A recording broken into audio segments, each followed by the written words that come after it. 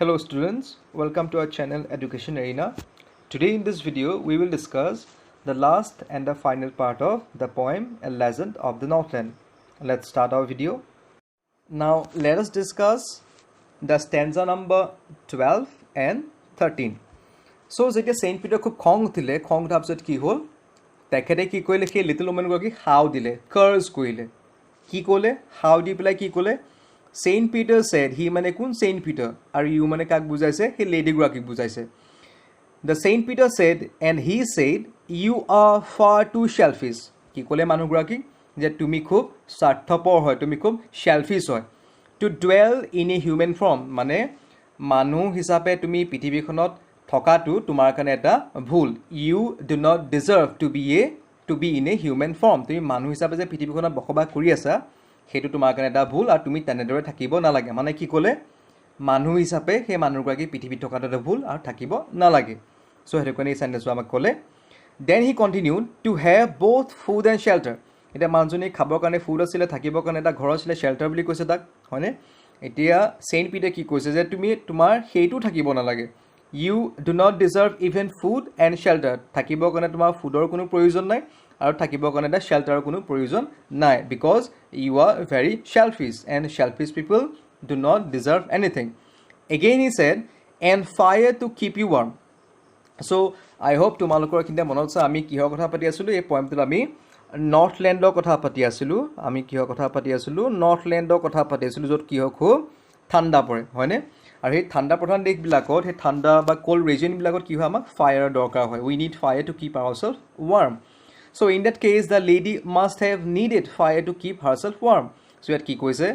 Saint Peter কৈছে যে তোমাক কোনো ধৰণৰ ফায়াৰৰ প্ৰয়োজন নাই because you are again too selfish বুজি পালা so this is all about stanza number 12 in stanza number 13 he continued saying মানে he continued cursing her cursing মানে কি কৈছে how দিছে আৰু কথাখিনি কৈ গৈছে he added now you shall build as the bird do এটা কি ক'লে now you shall become a bird and just like the birds build their houses মানে চৰাইবিলাকে যেনে গছৰ ওপৰত বা ঘৰৰ মুধচত কি কয় যেনেকৈ সেই নিজৰ নেষ্টবিলাক বনায় বাঁহবিলাক বনায় এটা কি কৰিব now you shall build as the birds do কি কৈছে সেই লেডিগৰাকী কি হৈ যাব এতিয়া চৰাই হৈ যাব she shall become a bird and just like birds build their houses by boring into the wood এটা তাই কি কৰিব তাই তেনেকৈ ঘৰ বনাব লগতে মেনশ্যন কৰিছে ইয়াত and shall get your scanty food মানে কি কৈছে scanty মানে হ'ল very little amount of food scanty means to have a little amount of food by boring এটা কি কৈছে সেই boring মানে কি কৈছে boring মানে হ'ল to make a hole in something with a tool or by digging খানি মানে এতিয়া এইখিনি এটা চৰাই নাম মেনশ্যন কৰিছে চৰাই কথা মেনশ্যন কৰিছে এতিয়া কোনবিলাক চৰাই সেই কাঠত গৈ পেলাই কি হয় হোল মেক কৰিগে ফুটাইবিলাক বনাইগে আৰু সেই কাঠৰ পৰা কি হয় পোকবিলাক খাবলৈ চেষ্টা কৰে সেইটো হ'ল কাঠৰুকা কথা কৈছে ইয়াত উড পেকাৰ এটা কথা কৈছে বুজি পালা সেই woodpecker is the only bird যি কি কৰে কাঠত গৈ পেলাই কি হয় সেই হোলছবিলাক বনায় আৰু হোল বনাই কি হয় they try to get something out of those holes মানে কিবা পোক চোকবিলাক পাই পেলাই খাবলৈ চেষ্টা কৰে চ' ইয়াত কি ক'লে এইখিনিত now you shall build as the birds do and shall get your scanty food birds বিলাকে যেনেকৈ সদায় small amount খানা পাবৰ কাৰণে খুব কষ্ট কৰিবলগীয়া হয় বহুতো উৰিবলগীয়া হয় ষ্ট্ৰাগল কৰিবলগীয়া হয় মানুহৰ যেনেকৈ আৰামত খাবলৈ নাপায় পটককৈ খানাবিলাক পাই নাযায় এতিয়া তাই কি কৰিব চৰাই বনি যাব she shall become a bird and তাৰপৰা কি কৰিব after becoming a bird তাই কেনেদৰে কি খানা পাব by boring into the wood wood মানে কি জংগলৰ সেই গছবিলাক কি কৰিব গছবিলাকত তাই খানা বিচাৰিব boring by making holes she will collect food all day in the hard dry wood লাষ্টত কি কৈছে all day in the hard dry wood এতিয়া এইখিনিতে কি ক'লে she would make some holes in those trees or into the wood and collect very little amount of food by working hard the entire day মানে গোটেই দিনটো কি কৰিব খুব কষ্ট কৰিব গোটেই দিন অল ডে কৈছে গোটেই দিনটো কষ্ট কৰিব আৰু কষ্ট কৰি কি কৰিব খানা কালেক্ট কৰিব and she will get little food and make a small place for herself to live in the wood. So this is all about the stanza number 13. Now let's talk about the stanza number 14. So যেতিয়া Saint Peter সেই little women গৰাকী কাৰ্জ কৰিলে মানে হাও দিলে তেতিয়া কি হ'ল এটা আমি হেতুকে জানিম সো তোমালোকে ভগৱানৰ চিৰিয়েলবিলাকত দেখিছা চাগে বা আগন্য মুভিজ কিছুমানত ৰিলিজিয়াছ মুভিজবিলাকত তোমাকে দেখিছা যেটা কি হয় ঋষিমুনিবিলাকৰ খং উঠে কি হয় ভস্ম দি নে পানী অলপ ল'ব জাগটো পা পানী অলপ লৈ পেলাই কি হয় একদম সেই মানুহজনৰ ওপৰত একদম ছটিয়াই দিবা ক'ব তো ভস্ম হৈ যা লগে কি হ'ব জ্বলি যাব লগে গছ জোপা হৈ যাব লগে জন্তু হৈ যাব লগে পাথৰ হৈ যাব বা পাহাৰ হৈ যাব সো তোমালোকে সেইবিলাক দেখিছিলা চাগে আগতে বা এতিয়াও তোমালোকে দেখিছা সো সেই সেম সিন তোমাকে ইমাজিন কৰি ল'বা যেতিয়া কাৰ্জ কৰিলে যেতিয়া Saint Peter he মানুগৰাকী কাৰ্জ কৰিলে কাৰ্জ কৰাৰ লগে কি হ'ল as soon as Saint Peter cursed the woman she did not get a chance to speak for herself তাই নিজৰ এক্সপ্লেনেশ্যন দিবলেই নাপালে যে নহয় মোৰ ভুল হৈছে বা এনেকুৱা একো ক'বলেই নাপালে হাও দিয়া লগে কি হ'ল তাই এটা চৰাই বনি গ'ল she became a bird হোৱাৰ পিছত কি হ'ল then up she went through the chimney আৰু কি হৈ গ'ল এই চিমনি আছিলে চিমনি মানে কি এই ঘৰৰ ওপৰত যে থাকে দেখিছা এনেকৈ লং যে থাকে যিপৰি খানা এই জুই জ্বলালে যে কি হয় ধোঁৱাবিলাক ওপৰলৈ উৰি যায় দেখিছা এইটো হ'ল চিমনি এইটো এটা ঘৰ আৰু এইটো হ'ল কি হয় চিমনি এই চিমনিটোৰ ওপৰতে কি হ'ল চৰাই হৈ পেলাই তাই উৰি গুচি গ'ল then she went through the chimney so' এই ঘৰটো কি হ'ল চিমনিটোৰ ওপৰতে এনেকৈ ঘৰটো ইয়াত আছিলে ইয়াৰ পৰা চিমনি এনেকৈ ওলাই তাই চৰাই হৈ গুচি গ'ল চ' next কি কৈছে ইয়াত never speaking a word she could not speak a single word for herself she could not speak for herself তাই নিজৰ ফালৰ পৰা জাষ্টিফিকেশ্যন কো দিবলেই নাপালে because that very moment she flew up to the roof through the chimney and flew out in the form of a bird এটা চৰাই বনি গ'ল তাই she became a bird কেলে বনি গ'ল কাৰণ হাও দিলে কাৰ্জ কৰিলে কাৰণ Saint Peter এজন কি আছিলে সেইণ্ট আছিল এজন সন্যাসী আছিলে হয়নে তাৰপিছত কি হ'ল and out of the top flew a woodpecker এতিয়াত কোনটো চৰাইৰ কথা কৈছে ইয়াত কোনটো চৰাইৰ কথা কৈছে ইয়াত এটা woodpeckerৰ কথা কৈছে মানে কাঠৰোকা কথা কৈছিলে সো হেতু কাৰণে অলপ আগত আমি পাইছিলো নহয় যে কাঠৰোকাহে কি কৰে সেই গছবিলাকত গৈ পেলাই কি হয় এনেকৈ খুটি থাকেগে মানে কি হয় থুতৰে কি হয় সেই গছবিলাকত হোল মেক কৰে ফুটাবিলাক কৰে তাৰপা কি হয় সৰু পোকবিলাক খাবলৈ ট্ৰাই কৰে সো কি হ'ল তাই এটা উডপেকাৰ হয় সেই চিমনিটোপা কি হ'ল তাই সেই উডপেকাৰ হয় চিমনিটোপা তাই ওলাই গ'ল বুজি পালা then for she was changed to a bird আৰু তাই এটা কি হৈ গ'ল চৰাই হৈ গ'ল Saint Peter's curse had converted that little woman who was very selfish into a bird she was turned into a bird তাইক এটা চৰাই কৰি দিলে সো তোমাকে বুজি পালা ষ্টেঞ্জাটো now let us discuss the last two stanzas and the final two stanzas of the poem and when the little woman was turned into a bird কিয় bird হৈ গৈছিলে because Saint Peter cursed the little woman সেই মানুহগৰাকী কি কৈছিলে হাও দিছিলে কাৰ্জ কৰিছিলে so when the little woman was cursed and turned into a bird তাৰপিছত কি হ'ল কেতিয়া কি হ'ল যেতিয়া সেই মানুহগৰাকী চৰাই হৈ পেলাই সেই চিমনি থ্ৰু দি ওলাই গুচি গৈছিলে what happened later at the time when she flew from the chimney or through the chimney through this the চৰাই হৈ উৰি গৈছিলে তেতিয়া কি আছিলে কি হৈছিলে she had a scarlet cap on her head মানে at the time the little woman was wearing a red colored cap on her head scarlet মানে হ'ল red color deep red color টুকে scarlet বুলি কৈছে সো ৰঙা এটা টুপি কি কৈছিলে ৰঙা ৰঙৰ টুপি এটা তাই মূৰত পিন্ধি আছিলে and কি হ'ল and that was left the same আৰু সেই টুপিটো কি হ'ল সেই টুপিটো কি হ'ল সেই সেম প্লেছতে ৰৈ গ'ল আৰু কি হ'ল but all the rest of her clothes were burned টুপিটো ৰৈ গ'ল but তাই যিমানখিনি কাপোৰ পিন্ধি আছিলে গোটেইখিনি কাপোৰ কি হ'ল জ্বলি গ'ল the cap was still there maybe on the floor but the woman's remaining clothes had burned away and turned black in the color like coal কয়লাৰ নিচিনা কি হ'ল জ্বলি ছাই হৈ গ'ল আমি যে অসমীয়াত কওঁ জ্বলি ছাই হৈ যোৱা বুলি black as a coal in the flame হেতু কাৰণে চেন্টেন্স আমাৰ ইয়াত দিয়া হৈছে বুজি পালা So finally তাই কেপটাত ৰৈ গ'ল আৰু তাই চৰাই হৈ উৰি গুচি গ'ল. She flew away becoming a bird and she flew into the woods. আৰু সেই ঘৰটোত কি ৰৈ গ'ল, তাই সেই ৰঙা টুপিটো ৰৈ গ'ল, কেপটো ৰৈ গ'ল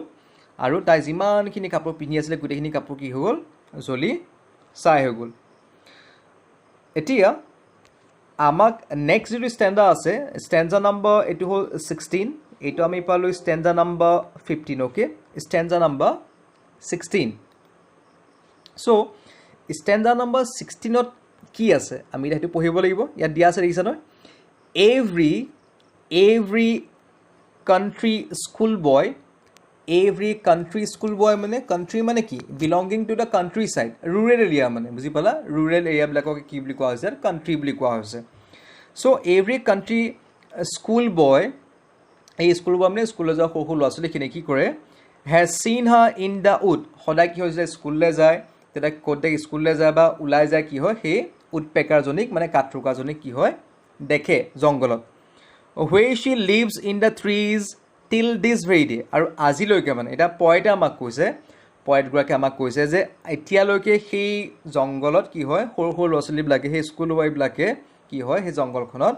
সেই চৰাইজনীক মানে উডপেকাৰজনীক কি হয়, দেখে. Where she lives, she মানে কাক কোৱা হৈছে, সেই লিটল ওমেনগৰাকীক কোৱা হৈছে. she মানে হ'ল লিটল ওমেনগৰাকী, সেই যিজনী বাৰ্ড হৈ গ'ল. Where she lives in the trees till this very day, still she is living. বুজি পালা নহয়? So the kids, they see that she stays, there in the jungle, in the woods all day and keeps on digging the wood with her beak. সেই beak মানে কি কৈছোঁ, ঠোঁটটো কথা কৈছোঁ. ঠোঁটেৰে কি হয়, সেই গছবিলাক কি হয়, খান্দি থাকে, গৈ পেলাই dig কৰি থাকে. কিয় কৰে, to collect her food whenever, to collect her food whenever she feels hungry. যেতিয়া ভোক লাগে তেতিয়া খাবলৈ যায় জংঘললৈ. চ' তাৰপৰা লাষ্টত দিয়া আছে বৰিং এণ্ড বৰিং হা ফুড. বৰিং মানে বুজি পেলা নহয়, গছবিলাকৰ কি হয়, গছবিলাকৰ পৰা ফুড ফিড কৰিবৰ কাৰণে যেতিয়া আমি এই চৰাইজনীয়ে যেতিয়া চেষ্টা কৰি থাকে. So' whenever any child sees this kind of bird, তেতিয়া কি হয়, সিহঁতি সোধে মা সেই চৰাইজনী কি হয়. সেই সৰু সৰু ল'ৰা ছোৱালীয়ে সোধে তেতিয়া যে মা সেই চৰাইজনী দেখিছানে, সেই চৰাইজনী কিয় তেনেকৈ কৰি আছে. সৰু সৰু ল'ৰা ছোৱালী সবেইটো নাজানে কিয় চৰাইজনী ঠোঁটটোৰে কি হৈছে, গছবিলাকত তেনেকৈ ধৰা নক কৰি আছে, নক কৰা বুলি যিটো আমি কওঁ, বা খান্দি কিয় আছে. চ' সিহঁতে মনলৈ কুৱেশ্যন আহে. চ' যেতিয়াই সিহঁতি সোধে তেতিয়া কি হয়, সেই পেৰেণ্টছ, আমি যে বিগিনিঙত পাইছিলোঁ পেৰেণ্টছখিনিয়ে যে ষ্টৰি এটা কয়, সেই পেৰেণ্টছখিনিয়ে কি কয়, পেৰেণ্টছখিনিয়ে তেতিয়া সেই সৰু সৰু ল'ৰা ছোৱালীখিনিক এই শ্বেলফিছ লিটল ওমেনগৰাকীক কাহানীটো কয় যে এনেকৈ এটা সময়ত মানুহ এজনী আছিলে, চেইণ্ট এজন আহিছিলে, চেইণ্ট পিটাৰ আহিছিলে, কিন্তু খানা নিদিয়াৰ কাৰণে কি হ'ল, চেইণ্ট পিটাৰে একদম হাও দি দিলে. হাও দি পেলাই কি কৰিলে, একদম হাও দিয়াৰ লগে লগে একদম চৰাই হৈ গ'ল. এতিয়া চৰাই হোৱাৰ কাৰণে দেখিছা নহয় কিমান কষ্ট কৰি পেলাই খানা খাবলগীয়া হৈছে. তুমি আৰামত ঘৰত খানা খাই যাওঁ হয় নাই, মই তোমাক যে খানা খুৱাই স্কুললৈ আনিছোঁ, কিন্তু সেইজনে কি হৈছে, এতিয়া নিজে খানা বিচাৰিবলগীয়া হৈছে ইমান কষ্ট কৰা, ইমান ঠাণ্ডাখনত. চ' তেনেকৈ কি হয়, সৰু সৰু ল'ৰা ছোৱালীবিলাকক ষ্টৰিটো কয়, ৰাইট. চ' এইটো আছিলে আমাৰ ষ্টৰিটো, হৈ গ'ল. This is all about the poem. I hope তোমালোকে তিনিটা পাৰ্টৰ ভিডিঅ'টো চালা আৰু পইমটো তোমালোকে ভালদৰে বুজি পালা. চ' নেক্সট আমি কৰিম যিটো আমি ইয়াত শিকিবলগীয়া আছিলে, কিনো এটা বস্তু আছিলে যিটো আমি শিকিম. বিগিনিঙত যে কৈছিলে, বিগিনিঙত কি কৈছিলে, পয়েটে আমাক কৈছিলে, ফবি কেৰিয়ে কৈছিলে যে if I tell the tell to you, you may learn a lesson. আমি পাইছিলোঁ নে, এতিয়া লেচনটো কি আছিলে. So we will talk about the lesson. So in the beginning part, the poet Phoebe Cary has said to us in the stanza number 3 that and yet you may learn a lesson if I tell the tale to you. মানে সেই ষ্টৰিটো, যিটো story সেই পেৰেণ্টছবিলাকে নিজৰ নিজৰ ল'ৰা ছোৱালীবিলাকক কৈছিলে, সেই ষ্টৰিটো যদি পয়েটে মানে ফবি কেৰী আমাক কয়, আমি কি হ'ব, এটা আমি লেচন শিকিম. এতিয়া সেই লেচনটো আমি কি শিকিম, এই ৱৰ্ড কেইটামান লিখা আছে দেখিছা, দিজ ৱৰ্ডছ উইল টেল আছ এবাউট দ্য লেচন. আৰু মই তোমালোকক সেইটো কাৰণে কওঁ যে এটা পয়েম অকল এক্সামৰ কাৰণে নহয়, মাৰ্কছৰ কাৰণে নহয়. এই poem is not all about examination and getting marks. So' এটা পয়েম হয় আমাৰ লাইফৰ কাৰণে, আমি বহুতখিনি ভাল কথা আমি শিকিবলৈ পাওঁ, আৰু সেই কথাখিনিৰ পৰা আমি কি হ'ব, আমাৰ লাভ হয়, আৰু সেইখিনি আমি নিজৰ লাইফত এপ্লাই কৰিব লাগে. চ' ইয়াতো সেই একেখিনিয়ে কথা. ইয়াত কি দিয়া আছে, হিউমেন ফৰ্ম দিয়া আছে দেখিছা, গ্ৰিডি শ্বেলফিছ. এতিয়া কি হ'ব, আমাৰ যিটো হিউমেন ফৰ্ম দিছে, মানে ভগৱানে আমাক মানুহ হিচাপে জন্ম দিছে হয় নহয়, আমি মানুহৰ যিটো বডিটো থাকে, আমাৰ হিউমেন লাইফটো আমি ভালদৰে ইউজ কৰিব লাগে. আমি যিখিনি কাম থাকে, যিখিনি আমি কৰ্তব্য থাকে, ডিউটিছ থাকে, সেইখিনি আমি ভালদৰে কি কৰিব লাগে, আমি কৰিব লাগে কামখিনি কণ্ডাক্ট কৰিব লাগে আৰু মানুহ হিচাপে আমি জীয়াই থাকিব লাগে আৰু আমি হিউমেনিটিত বিলিভ কৰিব লাগে মানৱীয়তাত বিলিভ কৰিব লাগে সেইটো হ'ল হিউমেন ফৰ্মৰ the best use of human body or human form greedy আৰু চেলফিছ সকলো মানুহেই গ্ৰিডি হয় এইটো নাভাবিবা যে মানুহবিলাক লোভীয়া নহয় সকলো মানুহেই লোভীয়া এভৰিৱান ইজ গ্ৰিডি চেলফিছ প্ৰত্যেকজন মানুহে চেলফিছ হয় কিন্তু ইয়াত বেয়া বুলি মই কিয় ইয়াত দিয়া আছে মই বেয়া বুলি কিয় কৈছোঁ যেতিয়া এটা লিমিট ক্ৰছ কৰি যোৱা হয় লিমিটটো ক্ৰছ কৰি গ'লে কিবা এটা বস্তু কি হৈ যায় বেয়া হৈ যায় সকলো মানুহে গ্ৰিডি সকলো মানুহে লোভীয়া বস্তুক লৈ লোভ কৰে খোৱা বস্তু হ'ব পাৰে বেলেগ বস্তু হ'ব পাৰে হয়নে প্ৰপাৰ্টি হ'ব পাৰে লোভ কৰে চেলফিছ সদায় নিজৰ কথাই ভাবি থাকে হয়নে নিজৰ কথাই ভাবিব নিজৰ লাভৰ কথাই ভাবিব সেইটো কাৰণে গ্ৰিডি আৰু চেলফিছটো হয় কিন্তু লিমিট ক্ৰছ কৰি যেতিয়া হয় তেতিয়া কি হয় that thing will cause harm to others if your greediness or selfishness causing harm to others that is bad সেইটো বেয়া আমি লিমিটত থাকিব লাগিব আমাৰ সেই বস্তুখিনি আমি লিমিট কৰিব পাৰিব লাগিব তাকে কোৱা হয় চেল্ফ ৰেষ্ট্ৰিকশ্যন সেইটো আমি শিকিবলগীয়া এটা কথা আৰু ইয়াত লিমিটলেছৰ কথা মই এইটো কাৰণে ক'লোঁ কাৰণ যেতিয়া ছেইণ্ট পিটাৰ সেই মানুহগৰাকীক মানে লিটল ওমেনগৰাকীক কি কৰিছিলে হাও দিছিলে কাৰ্জ কৰিছিলে তাত কি কৈছিলে ইউ আৰ ফাৰ টু চেলফিছ ইয়াত কি কৈছিলে টু ৱৰ্ডটো ইউজ কৰিছিলে টু চেলফিছ মানে চেলফিছ হয় বুলি ছেইণ্ট পিটাৰো গম পাইছিলে যে সকলো মানুহেই চেলফিছ কিন্তু সেই মানুহগৰাকী লিটল ওমেনগৰাকী লিমিটলেছলি আছিলে মানে বিয়ণ্ড দ্য লিমিট চেলফিছ আছিলে সেইটো কাৰণে ইউ আৰ ফাৰ টু চেলফিছ মানে বহুত চেলফিছ বুলি কৈছিলে বুজি পালা নেক্সট ৱৰ্ডটো দিয়া আছে ছেটিছফাইড মানে কি আমি যিকোনো বস্তু আমাৰ ওচৰত যিখিনি বস্তু আছে আমাৰ ওচৰত যিখিনি মানুহ আছে সেই মানুহখিনিক লৈ আমি ছেটিছফাইড হ'ব লাগে সেই বস্তুখিনিক লৈ আমি ছেটিছফাইড হ'ব লাগে যদি আমি সেই বস্তুখিনি থকাৰ উপৰিও আমি বেলেগ বস্তু বিচাৰোঁ ইফ ইউ আস্ক ফৰ মোৰ থিংছ আৰু সেই মানুহখিনি যিখিনি আমাৰ কাষত আছে তেওঁলোকৰ পৰা যদি আমি অত্যাধিক কিবা এটা আশা কৰোঁ তেতিয়া কি হ'ব আমাৰ মনত ছেটিছফেকশ্যন কেতিয়াও নাথাকে আমি ডিছছেটিছফাইড হৈ থাকিম আৰু সেইটোৱে কি হ'ব আমাক খুব হাৰ্ম কৰিব লগতে আমাৰ কাষত থকা মানুহখিনিকো আমাক হাৰ্ম কৰিব আমি সেইটো কাৰণে কি কৰিব লাগিব যিখিনি বস্তু আছে যিকেইজন মানুহ আছে সেই মানুহখিনিক লৈ বস্তুখিনি লৈ আমি ছেটিছফাইড হ'ব লাগিব বুজি পালা লাষ্টত আছে হেল্প আৰু শ্বেয়াৰ প্ৰয়োজনীয় মানুহবিলাকক আমি হেল্প কৰিব লাগিব দুখীয়া মানুহবিলাকক আমি হেল্প কৰিব লাগিব দুখীয়া মানে কি যাৰ কিবা এটা প্ৰয়োজন হৈছে ইফ চামবডি ইজ আস্কিং আছ ফৰ ছামথিং আমি কি কৰিব লাগিব সাধ্যানুসাৰে আমাৰ কেপেবিলিটিছত যিখিনি থাকিব আমাৰ ছাইডত যিখিনি থাকিব আমি যিখিনি পাৰিম কৰিব সেইখিনি কি কৰিব লাগিব আমি সেই মানুহখিনি আমি হেল্প কৰিব লাগিব আৰু যদি আমাৰ বস্তুত কিবা এটা এক্সট্ৰা আছে আমি কি কৰিব লাগিব আমি শ্বেয়াৰ কৰিব লাগিব এইটো সদায় কিবা সৰুতে পাইছিলা নহয় শ্বেয়াৰিং ইজ কেয়াৰিং আমি সদায় কি কৰিব লাগিব ৰাইট পাৰ্চনজনৰ লগত যিজন নিডি হয় আমি সেই মানুহজনৰ কি কৰিব লাগিব আমি শ্বেয়াৰ কৰিব লাগিব যাৰ আছে যাৰ অলৰেডি কিবা এটা আছে আৰু যি somebody who is taking advantage of your kindness সেইখিনি মানুহক কেতিয়াও আমি শ্বেয়াৰ কৰিব নালাগে সেইটো এটা কথা শিকিবলগীয়া আছে ইয়াত চ' এইখিনি ক'লোঁ আৰু এই গোটেইখিনি যদি আমি নকৰোঁ কি হ'ব যেনেকৈ এই পয়েমটোত সেই মানুহগৰাকীয়ে লিটল ওমেনগৰাকীয়ে এইখিনি কৰা নাছিলে সেইটো কাৰণে কি হ'ল মানুহগৰাকীক কাৰ্জ কৰি দিয়া হ'ল she was turn into a bird by the saint Peter the good saint Peter হয়নে চ' আমি যদি লাইফত যদি আমি ভালদৰে জীয়াই নাথাকোঁ আমি মানুহ হিচাপে যদি ভালদৰে জীয়াই নাথাকোঁ কি হ'ব ভগৱানে আমাক বেয়া পাব হয়নে ওচৰ পাজৰ মানুহবিলাকে আমাক বেয়া পাব চ' আমি সেইটো কৰিব নালাগে আমাক সকলোৱে ভাল পাব লাগিব ভগৱানে আমাক আশীৰ্বাদ দিব লাগিব হয়নে we need blessings from God and we need love from the people who are around us I hope তোমালোকে এই কথাখিনি বুজি পালা যদি কিবা বেলেগ কুৱেশ্যন থাকে সুধিব পাৰিবা